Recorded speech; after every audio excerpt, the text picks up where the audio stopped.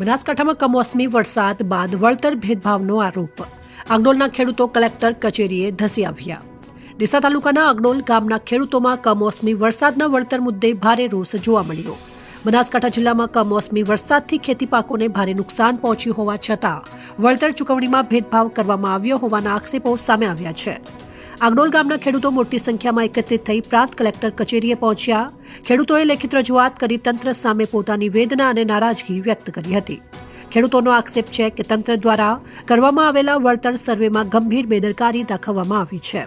વહાલા દવાલાની નીતિ અપનાવીને ખરેખર અસરગ્રસ્ત ખેડૂતોને અન્યાય કરવામાં આવ્યો હોવાનો આરોપ લગાવ્યો છે. ખેડૂતોએ જણાવ્યું હતું કે જેમના ખેતરમાં પાક સંપૂર્ણપણે નાશ પામ્યો છે તેમને હજી સુધી એક પણ રૂપિયાનું વળતર મળ્યું નથી, જ્યારે ઓછું અથવા નામમાત્ર નુકસાન થયેલા કેટલાક ખેડૂતોને વળતર ચૂકવાઈ ગયું છે.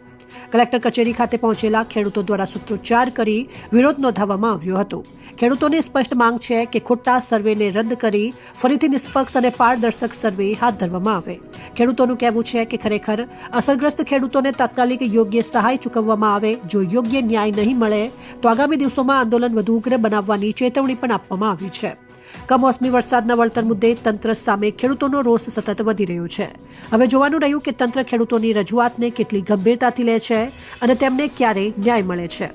અહેવાલ જીતેન્દ્ર લોધા, જોતા રહો સેન્ટ્રલ ભારત ન્યૂઝ બ્યુરો.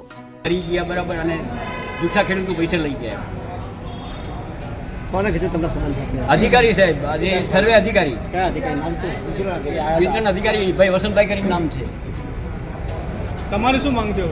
અમારી માંગ એક જ છે કે અમારે સાહેબ ન્યાય મળવો જોઈએ. ખેડૂતને ન્યાય મળવો જોઈએ. ઓકે, શું નામ તમારું? મારું નામ નાગજીભાઈ. જણા અહીં એસડીએમમાં આવ્યા હતા, સાહેબશ્રીને રજૂઆત કરી છે અને અમારા ગામમાં મગફળી હતી છતાં અમને લાભ કોઈને મળ્યો નથી.